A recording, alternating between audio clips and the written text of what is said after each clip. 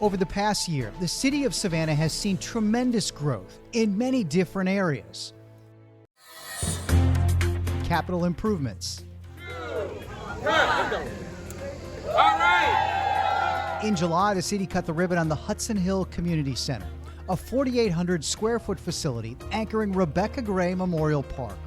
The nearly $3.4 million center sits at the heart of the area's bustling community with recreation, education, and sports. So a lot of participation, a lot of cooperation happened in what you see here behind us today. I want to thank everybody on Hudson Hill who stayed the course. We're very pleased, City of Savannah, and all of you all who took part in this construction. Thank you all. Less than a mile to the south, the city also completed construction of the Grant Center Gymnasium, the West Side's only full-size indoor basketball court. It's part of the Moses Jackson Community Center complex on Richard Street, just south of West Bay Street. The Grant Center Gym was built with more than $4 million of SPLOST funds. That's the special purpose local option sales tax, paid for by the penny tax, much of which comes from visitors to our city. In District 2, SPLOST funds were used to completely renovate the popular John S. Delaware Center on Lincoln Street. It's turned into a state-of-the-art community center with a gym, game room, full kitchen, and more. And to the north, on Wheaton Street, a whole lot of hooping going on. The city had all 6 basketball courts resurfaced. And our public safety divisions put on quite a show right after the ribbon was cut at the Blackshear basketball complex. Infrastructure. Major projects were completed in 2023, from downtown to the south side and in between. The ribbon was cut. All right. On the Compass Rose at the intersection of Broughton and Bull Streets. It was the culmination of a $15 million project replacing the century-old infrastructure and beautifying Savannah's shopping and dining destination location. New lighting, landscaping, brick paving, bike racks, and benches are just a handful of the new elements, giving this historic street a quaint backdrop in our thriving community. To the east, the Waters Avenue corridor is complete with a revitalization of its own. What was once a bustling street is becoming once again as businesses open along Waters between Wheaton Street and Victory Drive. With major safety improvements in mind, new sidewalks and crosswalks and lighting are the brightest elements of this $6.5 million investment sprawling through several East Side neighborhoods. To the south, in Windsor Forest, Tribble Park Lake underwent a major fix after a breach drained the 11-acre lake. The centerpiece of this magnificent 51-acre park off Largo Drive, just south of Windsor Road, also boasts a brand new off-road bike trail. It's just absolutely amazing having all this in one central location. You've got something for everybody here. So there's walking trails, there's bicycling trails, there's mountain biking trails, recreation reimagined. Having the opportunity to offer different sort of recreation in one spot is the key. And I think having that one central location here makes it worthwhile for everybody. In the heart of the city, Midtown, major infrastructure improvements are ongoing throughout the Casey Canal Basin. It's a drainage project aimed at alleviating the flooding events essentially between Columbus Avenue and 52nd Street and Harmon and Abercorn Streets. And these are the sounds of progress right here, where we're installing a 5-foot diameter pipe, concrete reinforced, right underneath the public right-of-way right here to alleviate flooding conditions here in Midtown. But our objective is to make sure that every neighborhood in Savannah is protected from the 100-year flood. We want to make sure that whatever tropical systems, flash flooding are out there, that Savannah residents know that they're going to be protected from these aftershocks, from these major flooding events, so that you have the peace of mind that when you invest here and you make your home here, that you're going to be protected.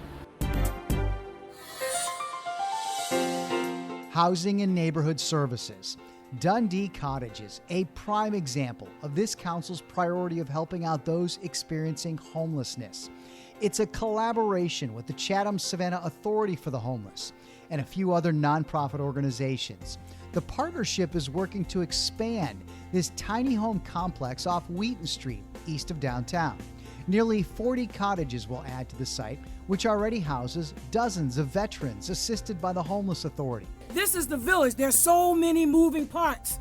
50 people from our community are going to be able to call this place their home. So I want y'all to know all of the good things that happen in the 3rd District is because of community partnerships.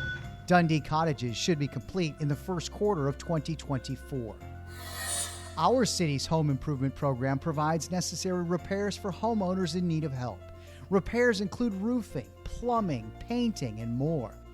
It's a program helping hundreds each year while providing minority contractors with work and, in many cases, volunteer opportunities for local organizations. And the city has partnered with the Homeless Authority for the initiative Give Change That Counts. The city putting up signs throughout downtown Savannah urging residents and visitors to support panhandlers through non-traditional means like donating online. The funding will go directly to day centers that provide resources for individuals in need and at the same time reduce the need for panhandling. Community engagement. Through historical marker and honorary street designations, the city continues to engage with residents. Family, friends, neighbors, and city staff gathered to honor the late Robbie Robinson. The former alderman was a valued public servant and staunch civil rights advocate who was killed 34 years ago. Robbie Robinson historical marker now lies next to Can Park, less than a block away from where he grew up. Attorney Robbie Robinson fought for civil rights and made sure people's voices were heard. As an alderman, he focused on making our lives better. As we unveil this marker, let us remember Alderman Robinson's work for civil rights and public service. It reminds us that we can all make a difference.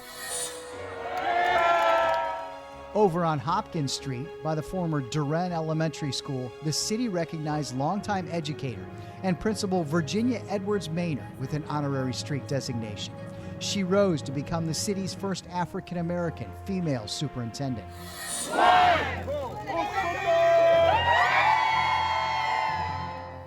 And right out in front of Beach High School, the city honored longtime Lady Bulldogs basketball coach Ronald Booker. His dedication to education and athletics helped mold hundreds and hundreds of girls to become strong young women. Now a portion of Hopkins Street, from Victory Drive to West 48th Street, holds the honorary designation of Coach Ronald Booker Way. We like to hear directly from our community leaders. And City Manager Jay Melder is personally committed to community engagement.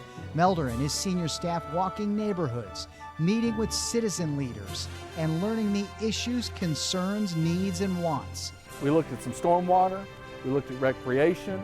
It's a neighborhood that more people are moving to, and we have to respond. We've included 2 new litter teams. We now have glass recycling. We've got boom and knuckle trucks, and we are trying to address the litter and the refuse issues. So we want to hear about your issues because we're really invested in solving it. It's a hands-on approach, hearing directly from those in the neighborhood. Certified. All right, good job, team. Public safety and engagement. Savannah's Impact Program, or SIP, and the Office of Neighborhood Safety and Engagement, or WONS, bring together resources for citizens needing a second chance. The city opened the SIP and WONS complex on Waters Avenue at East 36th Street. The WONS program reach our youngest kids, and then after you age out of the WONS program, you have the SIP program that'll meet you right there where we have our most vulnerable young people. And those 2 programs are actually, they butt each other, they work with each other, and they communicate. So the community won't be left, and our kids will not have a gap. We always have some representation for the community within the WONS program and the SIPs program. This collaboration, in conjunction with the Savannah Police Department, works to keep young adults engaged, employed, and working towards a bright future. As the fire chief of the City of Savannah Fire Department. In November of 2022, City Manager Jay Melder named Savannah native Elsie Kitchen permanent chief of Savannah Fire. Hi, Lenny Brian Gunther. And 2 months later, the national search ended with Savannah's Lenny Gunther hired permanently as police chief. Both were serving in interim roles before their appointments. Through public safety, community engagement, housing and neighborhood services, infrastructure, and capital improvements, the state of this city is stronger than ever. The direction is forward, and the motto is simple: Savannah Strong. Ladies and gentlemen, please welcome our mayor, the Honorable Van R. Johnson II.